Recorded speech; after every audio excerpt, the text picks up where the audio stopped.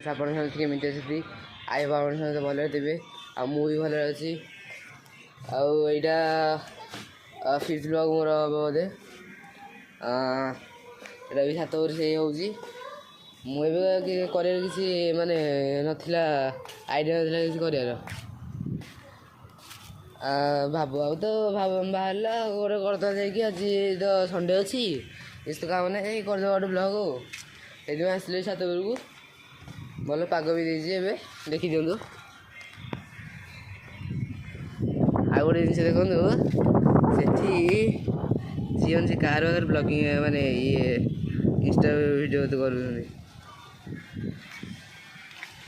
ଆଉ ସେମାନଙ୍କର ଦେଖିକି ମୋତେ ଲାଗିଲା ଯାଉଛି କରିଦେବି ଆଉ। ସେଥିପାଇଁ ଆସିଲି କରିବା ପାଇଁ। ମୋ ଭାଇଟା ଯେଉଁ ଅଛି, ଇଏ ବୋଧେ ବ୍ଲଗିଂ ତ ମନା କରୁଛି କରିବନି।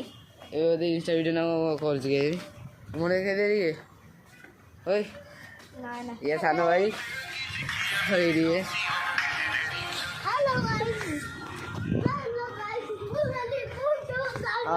ତୁ ହେଲୁ ମୁଠୁ ସାମଲ ସିଆଡ଼େ ଯା। ଇଏ ଆମର ବହୁତ ଚଗଲା ଅଛି, ସମସ୍ତଙ୍କୁ ଖାଲି ବାଡ଼େଇବ। ଆଉ ଏମିତି ତ ମଜା ମସ୍ତିରେ ଚାଲିଛି।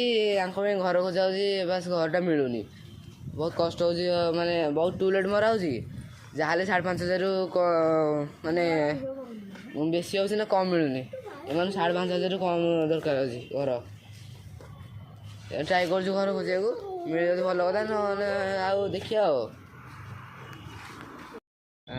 ଏବେ ତ ମୁଁ ଠିଆ ହେଇଛି ବସ୍। ଆମର ଘରେ ରୋଷେଇ ବି ହେଇଗଲାଣି, ଖାଇବାକୁ ମମି କହୁଥିଲା। ମୁଁ କହିଲି ସାଙ୍ଗେ ସାଙ୍ଗେ ଯାଇ ଖାଲି ବ୍ଲଗ୍ଟା କରିଦେଇକି ଆସିବି।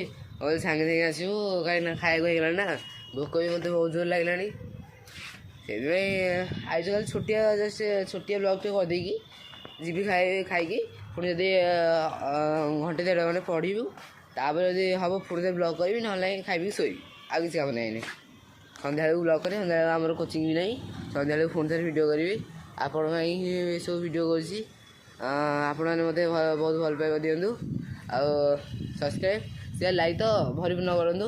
କମେଣ୍ଟସ୍ ବି ଭଲ କରିବା ଦରକାର। ଆଉ ମୁଁ କାଲି ଗୋଟେ ବ୍ଲାକ୍ କଲର୍ ହାଇୱେଜ୍ ଦେଖିଲି, ମାନେ ଦିଲ୍ ଖୁସ୍ ହେଇଗଲା।